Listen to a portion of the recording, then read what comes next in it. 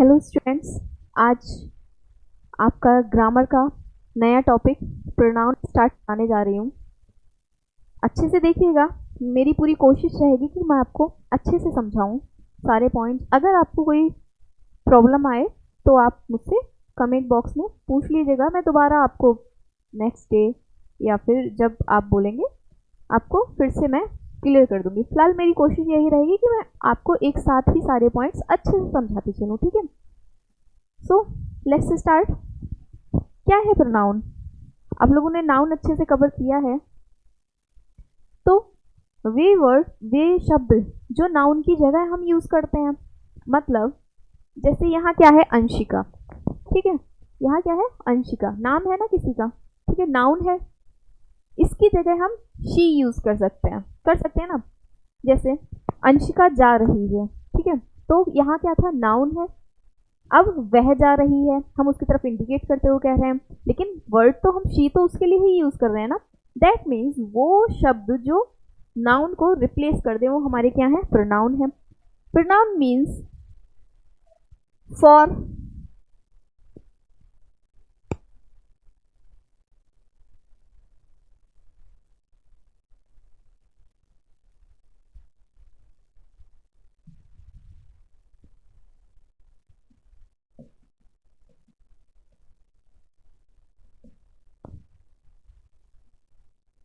एक वेट कीजिए guys. Okay, so now we can start. Pronoun means for a noun, for a noun, okay, यानी noun के लिए, noun की जगह पर। A pronoun is a word used instead of a noun. क्या है प्रोनाउन? वे शब्द हैं जो नाउन की जगह पर यूज हो रहे हैं। एग्जाम्पल दे दिया, Anshika is reading a book and, Anshika की जगह हम क्या कह सकते हैं, वह अंशिका किताब पढ़ रही है या वह किताब पढ़ रही है। सेम ही बात है, कोई सेंटेंस का अर्थ चेंज नहीं हुआ, ठीक है। काइंड ऑफ प्रोनाउन, कितने तरह के प्रोनाउन है, ठीक है, देखते हैं। 11 टाइप के हैं, सभी को हम एक बार देख लेते हैं। पहला है पर्सनल प्रोनाउन। क्या होते हैं पर्सनल प्रोनाउन? जितने भी, इनको हिंदी में बोलते हैं पुरुषवाचक, ठीक है। तो जो भी पर्सन की आप लोगों ने आई थिंक टेबल पढ़ी होगी, मैं अभी आपको आगे दिखाऊंगी। तो 3 तरह के हमारे पर्सन होते हैं, first person, second person and third person. वो सारे के सारे इस पर्सनल प्रोनाउन में आ जाते हैं। जैसे I, me, we, us, you, he, his, टी, इट, दे, देम। फिर नेक्स्ट है पोजेसिव प्रोनाउंस। हिंदी में इसको बोलते हैं अधिकारवाचक। पोजेशन का मतलब ही है ना अधिकार, ठीक है। अब उस टेबल में, अभी आपको टेबल दिखा देती हूँ मैं। आई थिंक पहले मुझे टेबल दिखाना चाहिए, दैट विल बी, ठीक है, या so here is the table of personal pronouns. क्या है ये? देखिए, 3 तरह के हमारे पर्सन हैं, first person, second person and third person. इन सभी पर्सन में इनके कुछ नंबर्स हैं, सिंगुलर होंगे या प्लूरल होंगे, ठीक है, ठीक है, मतलब एक वचन है या बहुवचन है। देन जेंडर उनका क्या है, कॉमन जेंडर है। कॉमन जेंडर से मतलब है कि दोनों के लिए ही वो यूज किए जा रहे हैं, दोनों के लिए ही, यानी स्त्री हो चाहे पुरुष हो, आपको पता नहीं चलेगा कि वो उस वर्ड से आपको क्लियर नहीं होगा कि जेंडर क्या है, ठीक है, वो कॉमन हो गए हमारे। देन मैस्कुलाइन एंड फेमिनाइन, ठीक है, एंड न्यूट्रल जेंडर भी है एंड कॉमन, ठीक है। तो हम देख लेते हैं फर्स्ट पर्सन। हमारा फर्स्ट पर्सन में सब्जेक्ट है, ऑब्जेक्ट है, पॉजेसिव एडजेक्टिव है एंड पॉजेसिव प्रोनाउन है। गाइस, ये रहे सब्जेक्ट, एंड सब्जेक्ट को, सब्जेक्ट की रो में जो भी दिए हैं इनको हम क्या कहते हैं, नॉमिनेटिव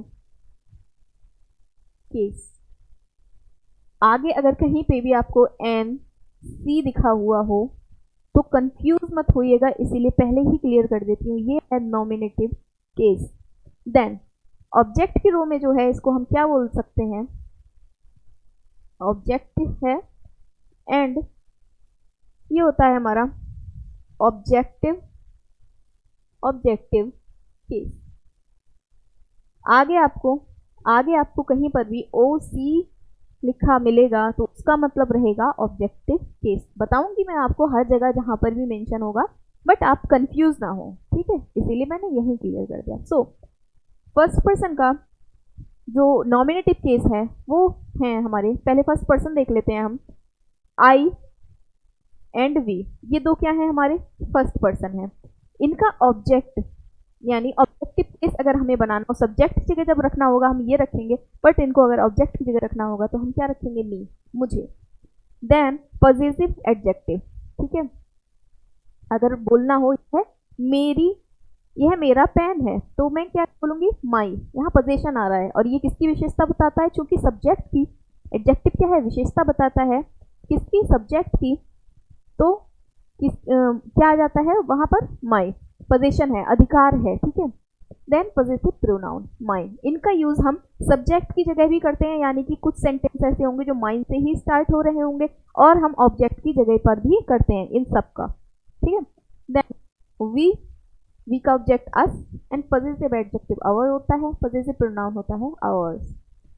ये तो हो गए हमारे फर्स्ट पर्सन एंड इन दोनों का ही आई एंड वी का जेंडर क्या रहता है, कॉमन जेंडर, ठीक है। लेकिन ये हमारा एक वचन होता है आई, एंड वी क्या है, बहुवचन है, प्लूरल है, ठीक है, singular plural. Then second person क्या है, सेकेंड पर्सन में सिर्फ क्या आता है हमारा, यू, एंड इसका ऑब्जेक्ट भी यू होता है। पॉजिटिव एडजेक्ट में योर आ जाता है एंड पॉजिटिव प्रोनाउन में एस लग जाता है, योर्स हो जाता है, ठीक है। थर्ड पर्सन, अब देखिए दिख रही है ना आप लोगों को, थर्ड पर्सन सिंगुलर और जेंडर रहेगा मैस्कुलाइन, क्या है, यानी कि अगर कोई पुरुष हो, पुरुष जाति का कोई भी जिसके बारे में सेंटेंस हो, वहां हम ही का यूज करेंगे एंड ऑब्जेक्ट की जगह हिम का यूज करेंगे, ठीक है। और पॉजिटिव एडजेक्टिव हिज होगा और पॉजिटिव प्रोनाउन भी हिज होगा, ठीक है। फेमिनाइन क्या रहता है, शी का object her, positive adjective her and positive pronoun hers हो जाएगा, ठीक है।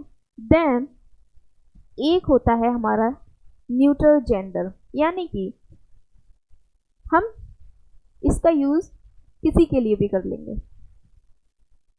इट इसका सब्जेक्ट है, ऑब्जेक्ट भी इट है एंड पॉजिटिव एडजेक्टिव और पॉजिटिव प्रोनाउन दोनों ही इट्स होते हैं, ठीक है।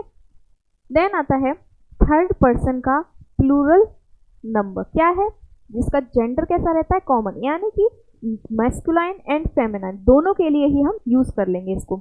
यानी सब्जेक्ट क्या है हमारा, दे और ऑब्जेक्ट की जगह क्या होगा, them. Then positive adjective their and positive pronoun रहता है देयर्स, ठीक है। इसको अच्छे से नोट कर लीजिएगा, समझ लीजिएगा, जैसा भी आपको इजी लगे। अगर समझ गए हैं तो कोई बात नहीं। अब स्टार्ट करते हैं जहां हम लोग थे स्टार्टिंग में, ठीक है। So here we are.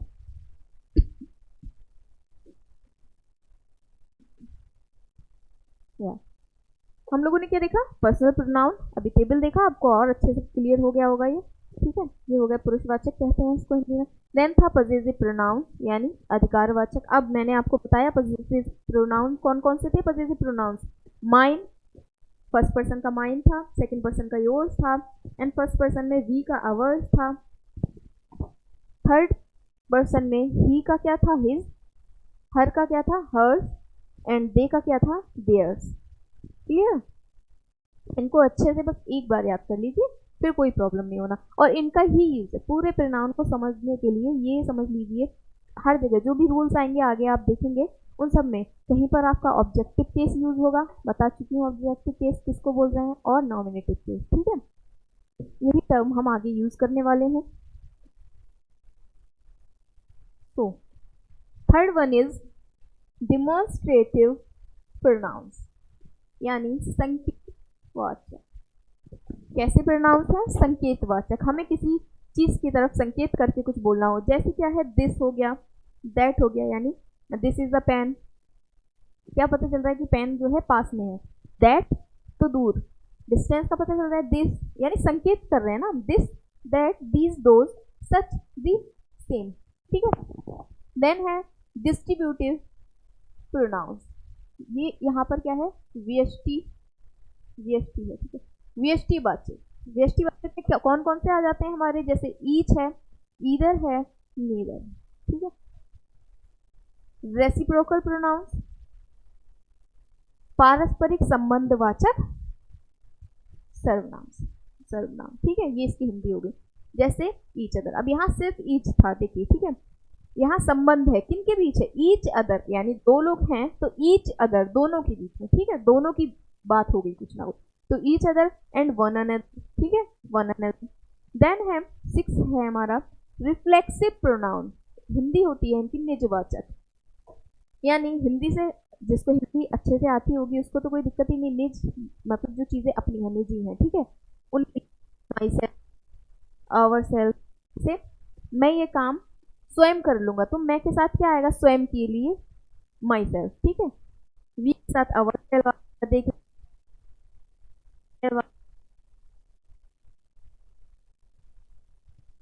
ऐसे ही सारे दिए हुए हैं, ठीक है। फिर है एम्फेथेटिक या एम्फेसाइजिंग प्रोनाउंस, इनका मतलब क्या होता है, जो प्रोनाउन जो इनका हिंदी होता है दबाव सूचक, मतलब जिससे ये पता चले कि कोई प्रेशर दे के बात की जा रही है, कुछ प्रेशर दिया जा रहा है, ठीक है। और सेम कि निजवाचक एंड एम्फेथेटिक दोनों ही सेम है, देखिए myself, ourself, yourself, self, ठीक है। अब अंतर क्या है ना, हिमसेल्फ, वैसे कोई अंतर नहीं है, बस यही बताने की कोशिश की गई है कि इनका यूज दो तरीके से होता है, एक तो ऐसे हो रहा है निजवाचक के मतलब रिफ्लेक्सिव के रूप में, दूसरा होता है एम्फसाइज करने के लिए, यानी किसी चीज करने के लिए। आप आगे जब सेंटेंस आएंगे ना तब आपको बहुत अच्छे से समझ में आएंगे ये बात। जैसे मैंने यहाँ एग्जाम्पल डाल दिया है, Sita herself made this painting, क्या है, सीता स्वयं यह जो पेंटिंग बना, ये पेंटिंग स्वयं बना, ठीक है।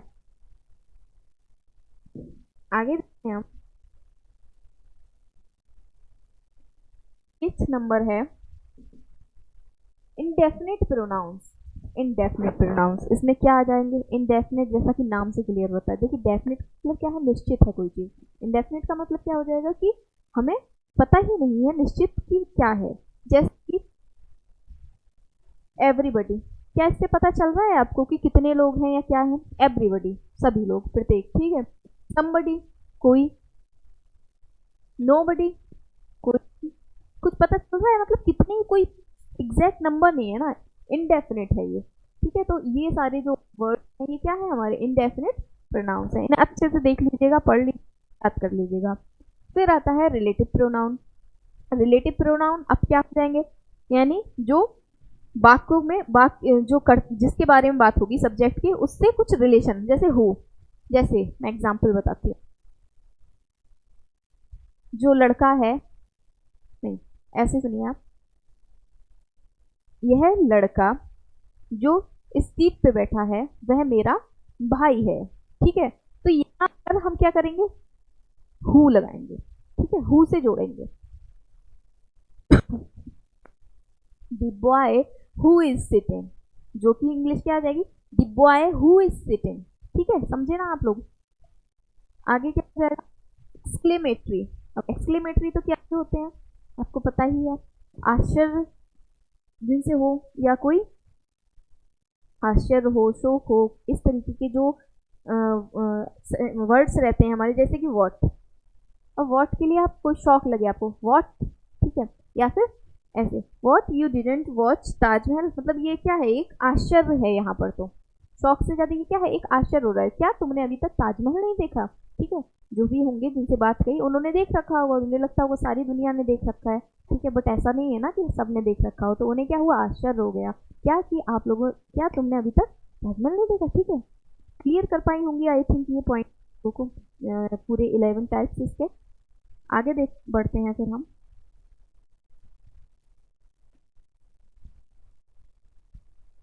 ये मैंने आपको समझा दिया है।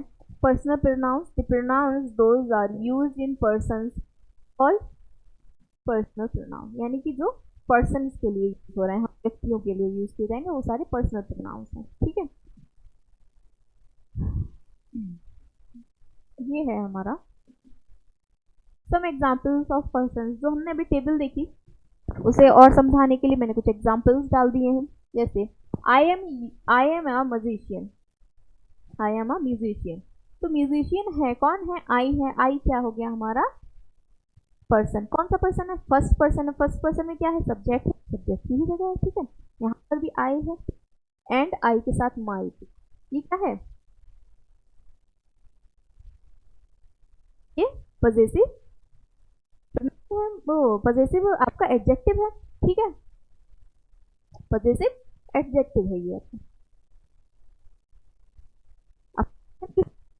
तो देखिए पोजीशन जब पता चलेगा, ठीक है, किस चीज पे है? बुक, यानी माई बुक। किसकी बुक है? मेरी बुक है। पोजीशन हो गया ना यहाँ पे। ठीक है, बी हमारा फर्स्ट पर्सन है, प्लूरल है एंड इसके साथ क्या आ जाएगा? Our nation, mine.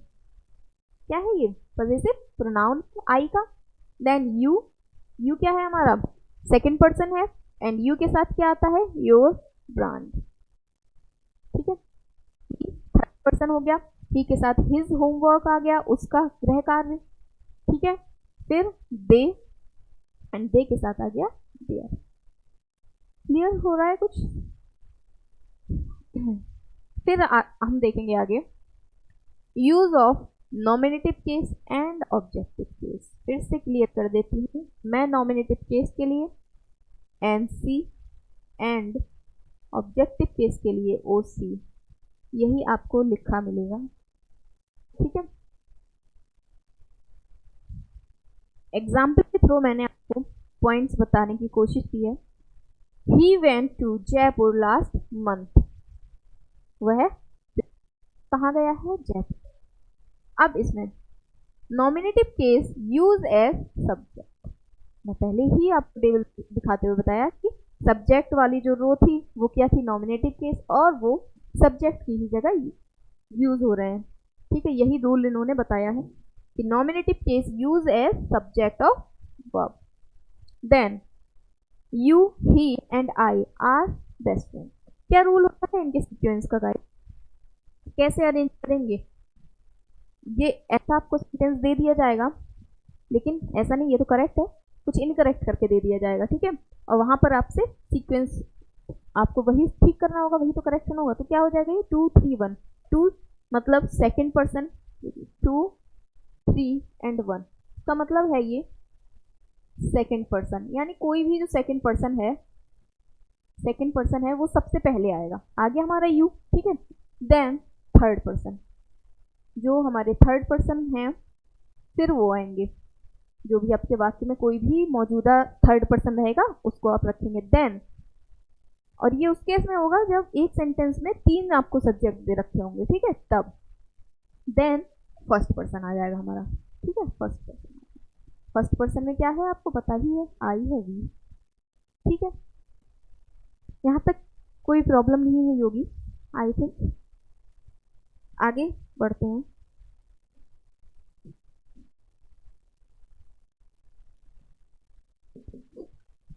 Karishma and I go to the temple every day. Karishma, अब देखिए करिश्मा क्या है? करिश्मा क्या है? देखिए if subject of verb, verb क्या था? इसके सब्जेक्ट क्या हो? कंबाइंड हो। कैसे? As noun and pronoun. क्या हम ज्यादा आगे बढ़ गए? नो। ठीक है, कंबाइंड हो जैसे नाउन और प्रोनाउन। अब देखिए करिश्मा क्या था हमारा? नाउन है ना, एंड आई क्या है हमारा? प्रोनाउन। ठीक है, इन दो की हम बात कर रहे हैं, Karishma and I, noun and pronoun which joint by conjunction. एक कंजक्शन है यहाँ मौजूद, क्या है? एंड। एंड क्या है? हमारी कंजक्शन हो गई।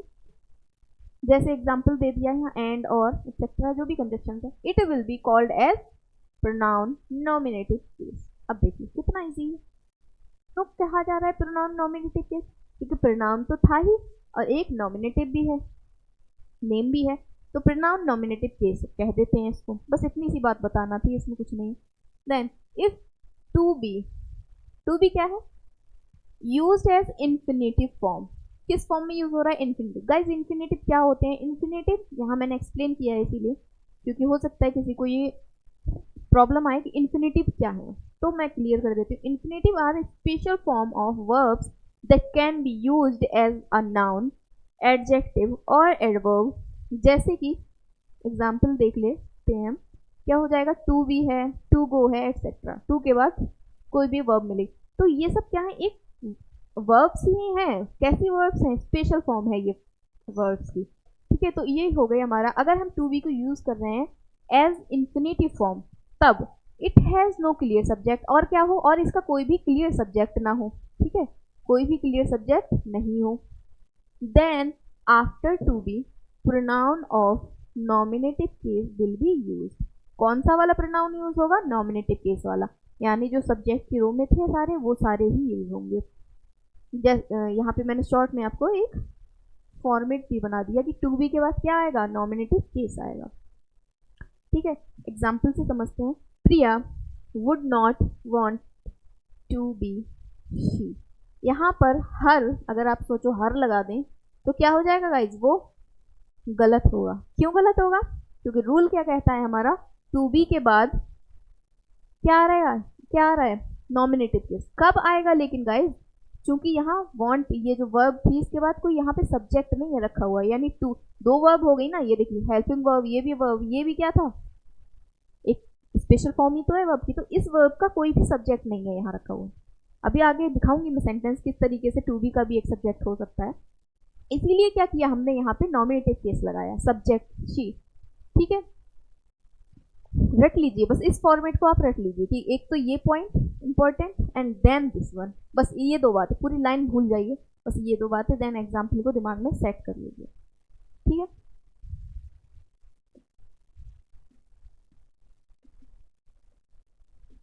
नेक्स्ट है, इफ द नाउन और pronoun used before be. Be क्या है? Is, are, am, was, were, has been, have been, etcetera, are in the form of nominative case. यानी कि कहा जा रहा है जो भी नाउन, या तो नाउन होगा या फिर क्या होगा? प्रोनाउन। किससे पहले? यानी कि ये सारी क्या है? बी कह लो या हेल्पिंग वर्ब कह लो। ठीक है, हम हेल्पिंग वर्ब कर लेते हैं। तो ये सारी जो हेल्पिंग वर्ब्स हैं, इनसे पहले कोई नाउन हो या प्रोनाउन हो, तब वो किसकी फॉर्म में होंगे? नॉमिनेटिव केस की फॉर्म में। ठीक है, then pronoun that will be used after it, यानी कि नाउन हो या प्रोनाउन था। ठीक है, उसके बाद क्या था? बी था। समझ रहे हैं आप? बी में ये सारे आ गए। ठीक है, फिर इसके बाद कह रहे हैं कि कोई भी जो प्रोनाउन यूज होगा, वो प्रोनाउन किस फॉर्म में होगा? नॉमिनेटिव केस की फॉर्म, यानी कि नाउन प्रोनाउन के बाद बी रहेगा। ऐसा नहीं लगातार सीक्वेंस होगा, हो सकता है बीच में वर्ड्स हो, बट हमें तो ओवरऑल पूरा सेंटेंस ऑब्जर्व करना पड़ेगा ना। यही तो हमसे वनडे एग्जाम्स कराते हैं हमारे एसएससी सीजीएल में, ऐसे ही तो क्वेश्चंस आते हैं। ठीक है, तो ये क्या हो जाएगा? Nominative case. एग्जाम्पल से समझते हैं, जैसे it was she, it was she. ठीक है, क्या था हमारा? देखिए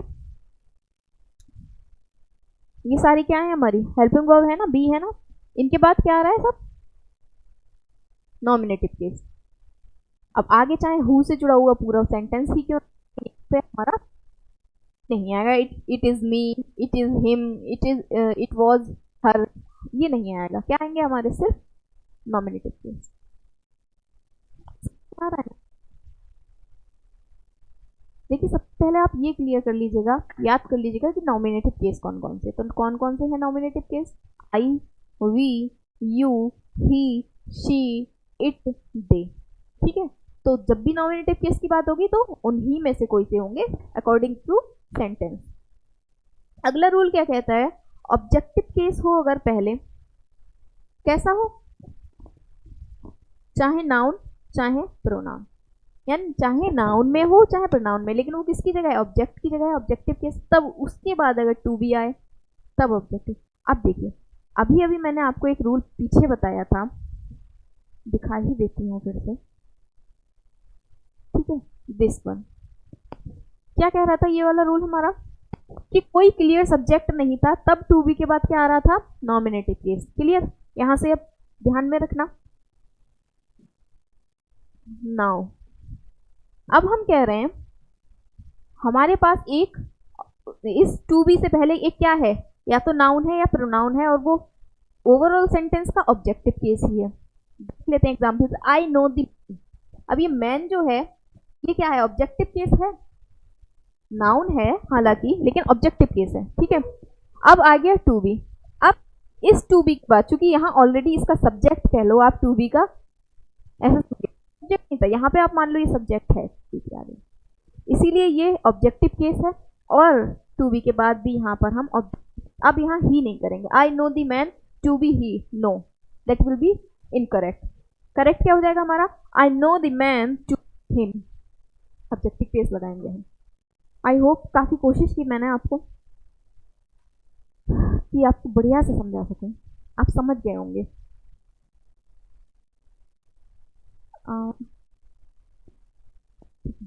नेक्स्ट है, अब देखिए ये एक ऐड कर दिया मैंने, वैसे तो मैं बता चुकी हूँ बट फिर भी। Basically nominative case, nominative case used as subject, ये बताया ना हमने।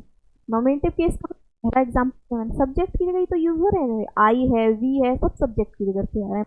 एंड ऑब्जेक्टिव केस जितने भी थे, हिज, हिम, वो सॉरी हिम, ठीक है, यू का तो यू ही है, ये सारे किसकी जगह यूज हो रहे हैं, एज ऑब्जेक्ट की जगह। जैसे आई नो हिम, अब आई क्या था, नॉमिनेटिव केस, और हिम क्या था, ऑब्जेक्टिव केस, और ये किसकी जगह यूज हो रहा है, ऑब्जेक्ट की जगह, ये हो रहा है हमारा सब्जेक्ट की जगह। क्लियर, इतनी सी बात है। If there are two pronouns of the verb of sentence with any conjunction, यानी कह रहे हैं कि दो प्रोनाउन है। अब देखिए दो प्रोनाउन है और कह रहे हैं कि वो जो वर्ब है उसकी दो प्रोनाउन है और किसी कंजक्शन से वो क्या है, कोई उनके बीच में क्या है, कंजक्शन होगी, चाहे एंड हो और हो, या फिर कोई सी भी कंजक्शन से जुड़े होंगे वो दोनों प्रोनाउन। फिर they both will be in objective case, वो किस फॉर्म में रहेंगे, ऑब्जेक्टिव केस। जैसे एग्जांपल देख लेते हैं, you allowed her and me to join this party, तुमने इस पार्टी को ज्वाइन करने के लिए किस किस को अलाउ कर दिया है, उसको और मुझे। ठीक है, अब यही तो बात कर रहे हैं, बीच में क्या है, ये हमारा कंजक्शन। ठीक है, और दो प्रोनाउन है, एक ये है एक ये है। ठीक है, दोनों ही क्या है, हमारे प्रोनाउन है और कंजक्शन से जुड़े हैं, तो ये दोनों ही ऑब्जेक्टिव केस हैं। मतलब यहाँ शी नहीं हो सकता और ना यहाँ पे आई होगा, वो गलत हो जाएगा। यहाँ अगर शी कर देंगे तो भी गलत हो जाएगा, हर। ठीक है, अब यहाँ मैंने बोला टू प्रोनाउन, लेकिन एक और रूल हो जाएगा यहाँ पर, क्या कि चाहे जैसे ये, चाहे एक नाउन यानी वन नाउन, बाकी सब सेम रहेगी, और क्या है, चाहे वन नाउन और वन प्रोनाउन, रूल हमारा सेम रहना है, दोनों ही ऑब्जेक्टिव केस में हो। जैसे शी इनवाइटेड राम, नाउन है, एंड मी क्या है, प्रोनाउन, यानी एक नाउन एक हम दोनों जुड़े कंजक्शन से, देन दोनों का ही दोनों केस करेंगे। अब यहाँ पे आई नहीं आ सकता, अगर आपको क्या कह दिया जाए, शी इनवाइटेड राम एंड आई, यहाँ पे ये आपको सेंटेंस दिया है, मान लीजिए आपके एग्जाम में, she invited Ram and I to lunch, और कहा गया कि इसको, इसमें देखिए कोई एरर है या नहीं है। अब क्या होगा, जिसने रूल नहीं पढ़ा होगा या भूल जाए, मैं नहीं चाहती आप लोग भूलें, मैं चाहती हूँ आप लोग अच्छे से याद कर लें, इसीलिए ही मैं इतना जोर दे के आपको बता रही हूँ ये सब। तो क्या करेंगे, शी इनवाइटेड राम एंड आई, अब एकदम से लगेगा भाई यहाँ राम है, नाम है क्योंकि, तो यहाँ पर भी आपको क्या लगेगा, सब्जेक्ट है, तो यहाँ पर भी हम क्या कर दें, आई लगा दें, शायद ये सही है, बट ये क्या हो जाएगा, रॉन्ग हो जाएगा। क्योंकि चाहे दो प्रोनाउन हो, चाहे एक नाउन एक प्रोनाउन हो, कंजक्शन से अगर जुड़ी है तो उनकी जगह, मतलब वहां पर वो ऑब्जेक्टिव केस में है, उनकी फॉर्म क्या है, ऑब्जेक्टिव केस है। तो अगर आपको गलती उनको गलत करके देना होगा तो इनको ही चेंज करेंगे वो। ठीक है, I hope clear. Next guys, देखिए आज हम लोग ये रहने देते हैं, क्योंकि ये बहुत बड़ा टॉपिक है। देखिए प्रोनाउन काफ़ी बड़ा है, नाउन भी आपने पढ़ा होगा, काफ़ी बड़ा टॉपिक है। एक साथ बहुत सारे रूल्स पढ़ेंगे ना तो दिमाग में भी थोड़ा कंफ्यूजन हो जाएगा। थोड़ा थोड़ा करके चलते हैं, बट आप कंटिन्यूटी में कोशिश करेंगे, कंटिन्यूटी में वीडियोज आती रहें ताकि आप पर डे इतने इतने। लेकिन आपका काम ये रहेगा, आज आपने जितना सीखा है आपको अच्छे से वो सारे रूल्स लिख लेना है एंड याद कर लेना है। ठीक है, ठीक है, चलिए with this last slide I am going to end session. Thank you, bye bye, take care, have a good day.